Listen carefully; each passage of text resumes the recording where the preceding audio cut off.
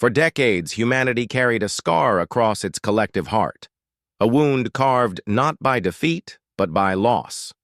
The Titan Armada, Earth's most ambitious fleet, had been humanity's boldest step into the unknown. Colossal warships designed not only for defense but for exploration, powered by experimental quantum drives and armored in alloys unbreakable by conventional means. They were meant to be gods among ships, guardians of a fragile species in a dangerous galaxy. And then, they were gone. No distress calls, no wreckage, no echoes across the void. One day they had launched, and the next they were nothing more than fading blips on long-range scanners. Families mourned, leaders faltered, and enemies laughed. The mighty humans had gambled their future on ghost ships that had simply vanished. Generations passed. The galaxy turned its gaze elsewhere.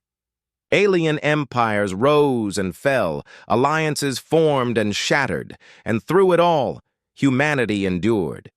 Earth learned to fight alone, relying on smaller fleets, guerrilla tactics, and the ferocity of survival.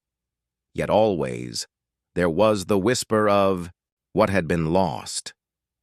Children grew up hearing the stories of the Titan Armada, part myth, part hope, part haunting wound. Then the galaxy came for Earth. The Imperial Coalition, a union of 6 alien empires, saw humanity as ripe for conquest. Their fleets, numbering in the tens of thousands, darkened the edge of Sol. Their commanders sneered at the ragged human ships that scrambled to form a defense line. "This is no war," one alien admiral scoffed. "This is an execution." And, perhaps it would have been, had the void itself not stirred. It began with a ripple. Instruments screamed across the system as space-time convulsed. Gravitational waves rolled like unseen tsunamis, knocking satellites out of orbit, rattling even the hearts of stars. Then came the shadows, vast eclipses crawling across entire planets, blotting out suns. At first, they thought it was natural. Rogue planets, black holes. But no, they were ships. They dwarfed moons. They eclipsed worlds. They moved not with the haste of fleets, but with the patience of titans, each one a fortress of metal and energy so vast that their hulls looked like continents drifting through the abyss. The Titan Armada had returned, but they were no longer the fleet humanity had lost. They had been reborn into something greater. Alien sensors tried to map them, but failed. Their surfaces bent light and space, as though they were wrapped in layers of physics humanity was never meant to touch. Energy readings spiked beyond comprehension, reactors that outshone stars, weapons coiled in silence waiting for release. Humanity watched in awe. The missing fleet, the ghost of their past, had come home. The coalition fleets hesitated. Their admirals barked orders, confident in their overwhelming numbers. "They cannot be ships," they insisted. "They are constructs, illusions. Fire on them." Tens of thousands of alien warships unleashed their fury, beams, torpedoes, plasma storms, enough firepower to sterilize a dozen planets. The void lit up brighter than a sunburst, and then it dimmed. The Titan Armada emerged untouched. Their hulls absorbed light, their shields drank energy as though it were nothing more. Then rain on stone. Slowly, almost lazily, the nearest war machine turned. It was so vast that its movement bent local gravity, pulling enemy ships out of formation. A section of its hull unfolded, what seemed at first like mountains splitting apart, and from within, a single lance of energy erupted. It did not fire like a weapon. It spoke like a god. Where the beam passed, fleets ceased to exist. Hundreds of ships, thousands of lives, gone in silence. A second Titan answered, then a third. Entire armadas unraveled in moments, their might reduced to embers drifting in the dark. Panic spread. Coalition admirals screamed for retreat, their confidence dissolving into terror. "They are not ships," one shrieked across comms. "They are worlds of war. We cannot—" His voice vanished in static as his flagship disintegrated. On Earth, people wept, not in sorrow, but in something deeper, awe, reverence. Their ancestors had not been lost. They had ascended. Somehow, in the silence of decades, the Titan Armada had transformed. Had they found another realm? Another dimension? Had they built these war machines from alien worlds themselves? No one knew, but they knew one truth. They had returned when humanity needed them most. A message came, broadcast not in language, but in thought, resonating in every human mind across the system. A voice both familiar and vast. We swore to return. We swore to defend. We are the Titans, and we stand with you. The battle was no longer a battle. It was an execution, but this time, of the invaders. The coalition broke, their fleets scattering in every direction. Some tried to hide. In asteroid belts, others fled across hyperspace lanes. But the Titans hunted them. One by one, their lights went out, like candles snuffed in a storm. By the time silence returned to Sol, nothing remained of the invaders. Not a ship, not a whisper. Only drifting fragments of what had once been the proud armadas of 6 empires. The HFY Titan Armada loomed in orbit, their silhouettes blotting out stars. And then, as silently as they had come, they began to drift outward again, back toward the void. Humanity begged for answers, for them to stay, for them to reveal the secrets of what they had become. But the Titans did not answer. They left only one promise, etched in fire across the skies of Earth. We will return again, if you call. And then they were gone. War machines so vast they dwarfed worlds, leaving behind a galaxy that would never again laugh at humanity. Because now, the galaxy remembered. They had been called traitors, heretics, madmen. Decades ago, when humanity was still young among the stars, a faction of engineers broke away from Earth. Brilliant minds, designers of reactors, architects of fleets, dreamers too bold for a cautious age. They had envisioned machines that could rival gods, constructs so vast they would make fleets look like insects. But the Galactic Council declared their work forbidden. Weapons that threaten balance are weapons that must never exist. So the engineers vanished. Some whispered they had been exiled, banished to drift in dark space. Others believed they had died, their dreams swallowed by the void. Humanity moved on, scarred by the loss of so many geniuses, but bound by survival. The galaxy mocked them for it. Your greatest minds are dust. You humans are a species that devours itself. For decades, silence. Then came the war. The Threx Dominion, largest of the alien empires, swept across human colonies like a storm. Their fleets were endless, their cruelty unmatched. They turned cities to ash, harvested survivors as slaves, and laughed at the desperate resistance.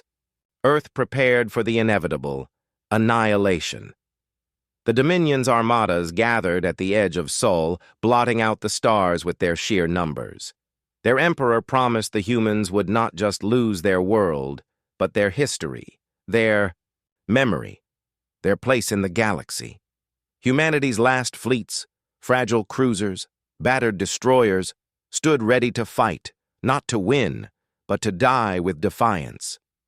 Then the sky changed. At first, the stars themselves seemed to vanish, whole constellations, blinked out, as though night itself had drawn a shroud across them. Dominion sensors screamed. Enormous objects were entering real space, larger than planets, moving with impossible speed. Dark silhouettes emerged. They were ships, if ships could truly be called that. Not vessels, but cities upon cities, mountains, of metal drifting in the void. Their hulls curved like horizons. Their gravity pulled smaller vessels into orbit. Weapons bristled across them. Not cannons, but titanic structures that glowed with power vast enough to rival suns. The exiled had returned. They spoke not in words, but in a signal that echoed across every Dominion channel, every human frequency. A voice of thunder, yet unmistakably human. We are the engineers. You cast us out. You feared our designs, but we did not die. We built, we endured, and now we have come home. The Dominion laughed at first. These are relics, their admirals sneered. They cannot withstand the fire of true fleets. Tens of thousands of alien warships opened fire. Energy storms, plasma lances, torpedoes, enough to burn through planets. The war machines absorbed it all. Shields shimmered like auroras, bending the storm into harmless light. Then one of the Titans answered. Its entire forward surface opened, like a continent tearing apart, and unleashed a single pulse of light. The Dominion Armada ceased to exist. The blink of an eye, thousands of ships were reduced to drifting embers, their crews gone before they even understood. Shock spread like wildfire. Admirals shouted over each other, demanding explanations, denying what they saw. But the Titans moved again, slower than fleets yet unstoppable, each strike erasing hundreds of enemy vessels at once. Humans watched from Earth, trembling. Was this salvation or a reckoning? The Dominion tried to flee, but there was nowhere to run. The engineers' machines warped space itself, cutting off hyperspace lanes, trapping the invaders in a cage of their own terror. Panic filled the alien ranks. They are too large, too vast. No ship can evade them. One captain screamed before being silenced by a beam that carved his fleet apart. Human commanders received a direct message, one meant only for them. You abandoned us. You allowed the Council to exile us. But we did not forget who we were. We are human still, and no alien hand shall destroy our home. Some wept, others trembled, and some wondered. Were these saviors or monsters humanity itself had forged? The Dominion shattered.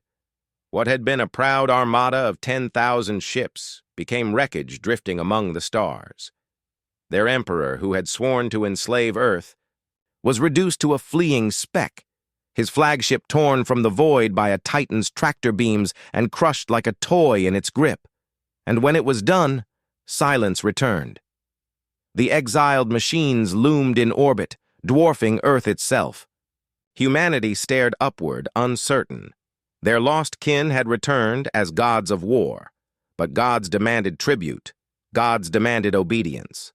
The largest of the Titans broadcast one final message before vanishing back into the void. We are the proof of what humanity can become, unshackled. We ask no forgiveness. We give no promises. But remember this, our wrath will fall on any who seek your end, even if it is you. And then they were gone, leaving only wreckage, silence, and the memory of machines so vast they eclipsed worlds. The galaxy shook with fear. The Dominion's fall was not just a defeat, it was an extinction of arrogance. The Council whispered of humanity now with trembling voices. No one mocked the fragile species any longer. For the humans themselves, hope mingled with unease. They had been saved, but by the very outcasts they had once condemned. Their protectors were not knights but shadows, not allies, but exiles who had proven that in their hands war itself could become larger than worlds. And somewhere in the darkness, the engineers built still, waiting, watching, until they would be needed again. There had always been a legend whispered among humans. Parents told it to children as a story before bed, commanders repeated it when morale faltered, and historians recorded it with unease. It was the tale of the Keepers. When humanity first broke into the stars, it was fragile, hunted by predators far older and stronger. To shield Earth, the brightest among them, the greatest warriors, the most skilled engineers, made a vow. They would leave. They would build something beyond imagination, and they would not return until humanity stood on the edge of extinction. That oath became a myth. Generations passed. Humanity fought its wars, built its colonies, suffered its losses. Empires mocked them, called them reckless upstarts, clinging to myths of saviors who would never come. And slowly, even humans began to forget. The Keepers became little more than a story, until the day the galaxy finally came for Earth. The Ordath Collective arrived with a fleet so massive it could drown the solar system. Thousands of warships advanced like a tide of steel and fire, their commanders certain that this would be the end of humanity. Earth's defenses scrambled, fleets of fragile ships assembled, captains knowing they could not win. Civilian transports fled toward Mars, Luna, anywhere but home. Fear thickened, the air so heavy it smothered hope. And then the sky ripped open. No hyperspace flash, no signal. Just a wound in the void, jagged and vast, through which shadows emerged. At first, they looked like continents torn from planets, drifting with impossible grace. Then their scale became clear. Each was a fortress ship, a war machine so large it eclipsed entire worlds. Their surfaces glowed with ancient runes of power, their hulls bristling with towers that could have been cities. The void bent around them, light itself warping at their edges. The Keepers had returned. The Ordath laughed. To them, these were relics, hulks too slow, too large to matter. They unleashed their fury, plasma storms, quantum lances, missiles that split into suns. And nothing happened. The titanic machines endured without flinching. Their shields shimmered like auroras, absorbing the storm as though it were nothing more than rain. Then, slowly, the first of the Keeper's war machines stirred. Entire mountain ranges across its surface shifted.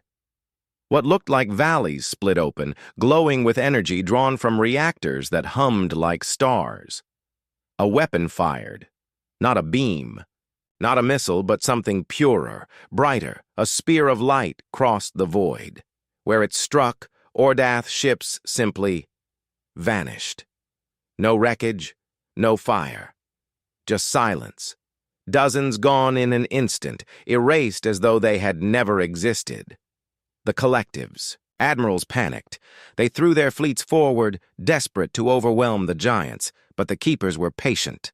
Their machines moved with the inevitability of continents, swatting aside entire armadas with every strike. From Earth, billions watched. Some cried, some shouted in awe.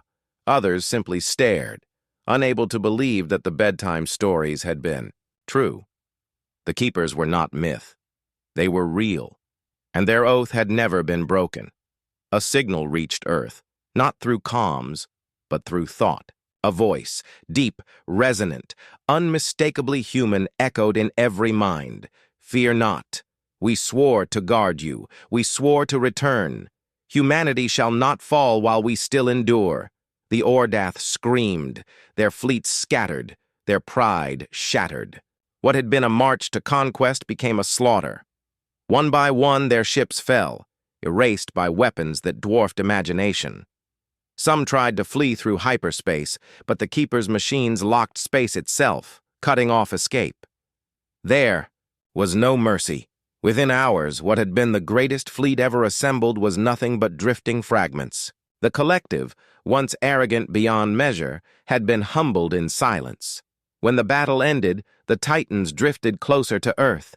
Their shadows stretched across oceans. Cities trembled beneath the silhouettes of machines larger than moons. And then, for the first time, one of their hulls opened, not to unleash destruction, but to reveal something within. A face. Projected in light above the planet, it was ancient, scarred, but human.